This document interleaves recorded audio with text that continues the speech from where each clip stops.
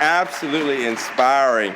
I'll tell you why I'm really inspired, because he's working at a company where I'm on the board at T. Rowe Price, and the fact that they hired him back this fall means they've got plans for him, and I like that because that means one day he's going to give me a big check for UMBC.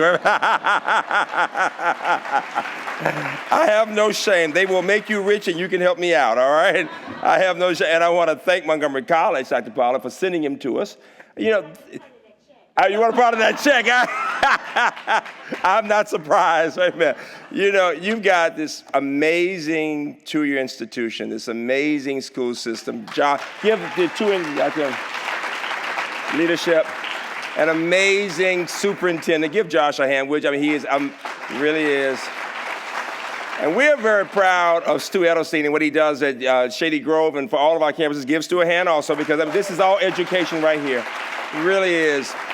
So students, what you all don't know is that I asked the students to give me some advice about what to say, right? Now, Delana is a member of your group, College Tracks, and she is a UMBC person. If you have any questions, she works for the Honors College. She has a lot of power. Delana Stan, which is Delana Gray. Talk to her. She can help you out.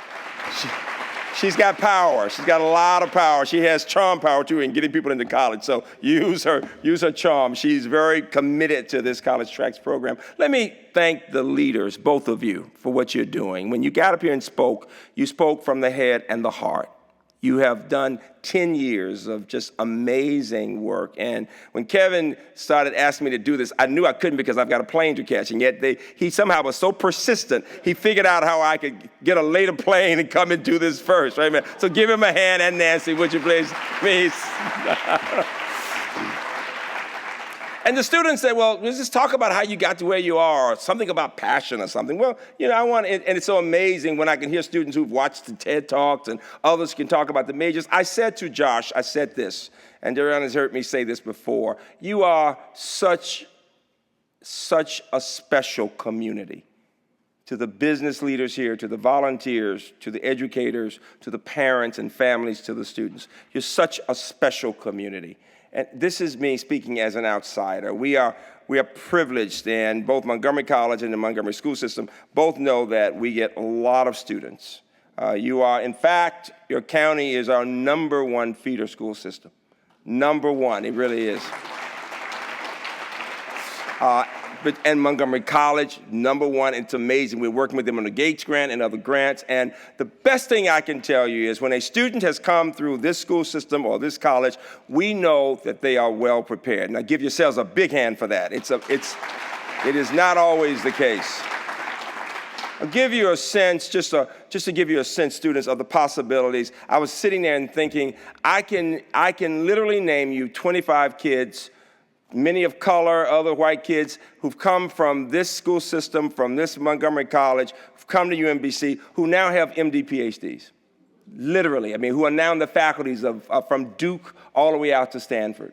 And so I know how well prepared students are. When I talk to these students and I ask them something about their academic work, I mean, I'm impressed that you work with them on the most important piece for any first-generation student. It's getting that financial aid done. It's finding the right institution. It's making sure you get them ready to go off to the next place. But the problem in most school systems is even when those things are done, there's one fundamental problem in America. Most children of color, many, if not most, first-generation college kids cannot read. This is what most Americans don't understand. You look at test scores and you know, I'm a mathematician, but I will tell you, if a child cannot read and think, the future is not bright. First and foremost, if you give me a child who can read well, I can teach her to solve word problems. And so what makes your county so special is that, first of all, you have invested in the schools and your college so that if a student can do well in your classes, you know that student has gotten the basic skills, has learned to read and to study and to work with other people and to respect the learning itself. Students were asking me about computer engineering. We had this interesting discussion about computer engineering versus electrical engineering. And students are talking about having majors in a range of areas and asking me about the number of essays they have to do and why we require so many essays, right? It's fascinating. Type A personalities, right? I got that, right? You know, and I said, because we're so good, we want the best. That's why we require, and we want to see how well you write in different ways. But the key is this. What makes you an enlightened community is that you're not only concerned about your own children, but you want to see all of your children succeeding because you understand that when it's all said and done, the future of those who are privileged is inextricably tied to the future of those who are not. The future. It is so important. And so students, the message tonight, number one, is that you are smarter than you even think you are. Number two, you are better prepared than most Americans. Number three, there's a special role that particularly first-generation college students have always played in our country. You are the pioneers. Because when you go to college, your younger brothers and sisters and others in your community watch to see what happens to you. And when you do well, that little girl will say, I want to be like her. Or that little boy will say, I want to be like him. And that has been the history of the evolution of the American middle class. You know, it's a 50-year experiment that we are involved in right now. My campus was founded in 1963, and it's very interesting, the year of the Children's March. Some of you know I had a chance to go to jail with Dr. King, and then the March on Washington, the tragedy, the death of President Kennedy. And then as a result of all those things, in 1964, America thought about who it was and decided it needed to be fair to all people. And so people of color and women and people from low-income backgrounds began to get more attention as we looked at who was represented in our society. And in 1965, the Higher Education Act. Many of you may not know this, but in the early 60s, only 10% of Americans had a college degree, 10%. And when I ask by race and I say, well, what percent of whites do you think? People will usually say 30 or 40. No, it was 11%. And the reason was you didn't have to have a college education to get a good job. Particularly, working white men could take care of their families with manufacturing jobs, and others did the same thing. But and many women were not working. The percent of blacks was 2%. We hadn't started counting other groups. But that's how far America has come. Today, we talk about different populations, the Latino population, the Asian American population, the Native American population, black and white and whatever. And no one in 1963 could have imagined an audience looking like this. I did some research recently, and I was shocked to realize that only 1/3 of Americans today were even in the world in 1963. Did you get that? How many of you in this room were not even born yet by 1963? Raise your hands. You get my say now. How many of you were in the world? Raise your hands. Good. So let me ask you a question. Let me give you the economic perspective very quickly. How many of you are between the ages of 35 and 70? An American, yes. Well, I have good news and bad. Which one would you like first? The bad news is you're getting old. Get over it. It's okay, right? I can say that. I'm over 60. I can say that. But the good news is you are the most educated people in the world. Only Norway is slightly better educated than we are. Now, how many of you between 25 and 34? Oh, as they raise their hands with such arrogance. Listen to me. I've got good news and bad. Which one do you want first? I'm going to give you the bad first. The bad is you're not as smart as we are. But the good news is we are so jealous because we wish we were your age. Right, man? I'd be a little less smart if I could be your age. Right? But the key is this. Unfortunately, while those over 35 are number 2 in the world, people between 25 and 34 are number 12. And then in STEM, UMBC is at least half STEM. A lot of majors in STEM, a lot of majors in arts and humanities, but we do really well, better than anybody in the state. And quite frankly, we lead the country in among predominantly white universities in producing African-American PhDs in STEM. Give us a big hand for that. It's a big deal. And in 1975, America was twice in the number of degrees, the percent of degrees in STEM. We had 4% of our degrees in STEM for 25 years, and only second only to Japan. Today, we're down to number 20.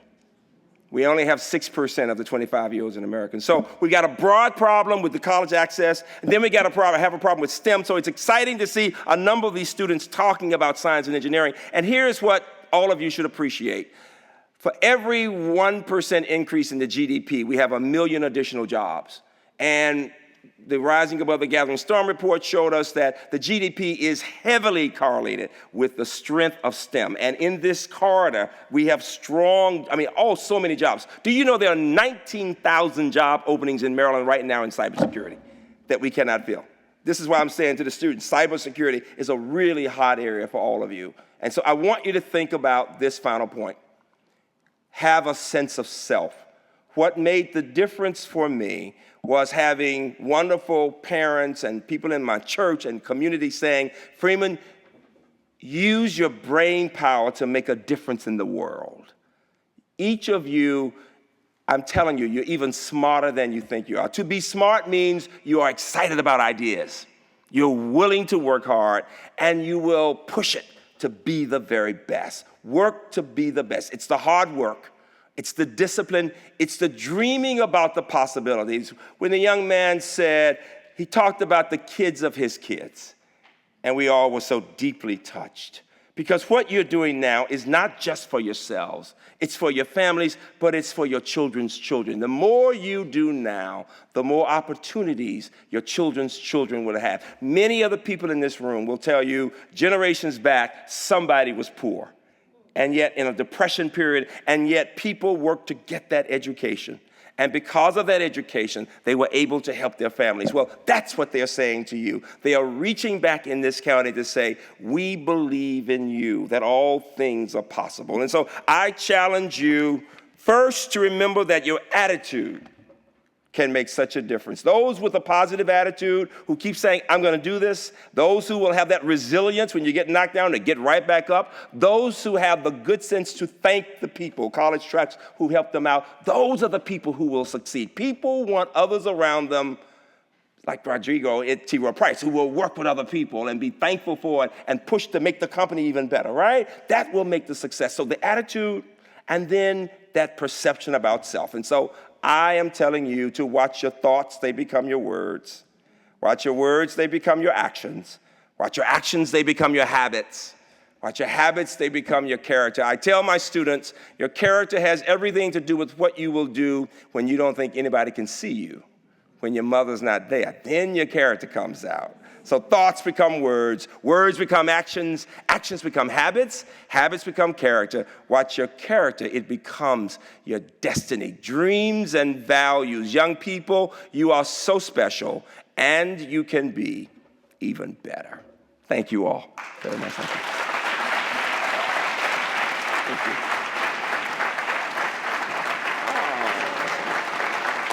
I'm gonna run out.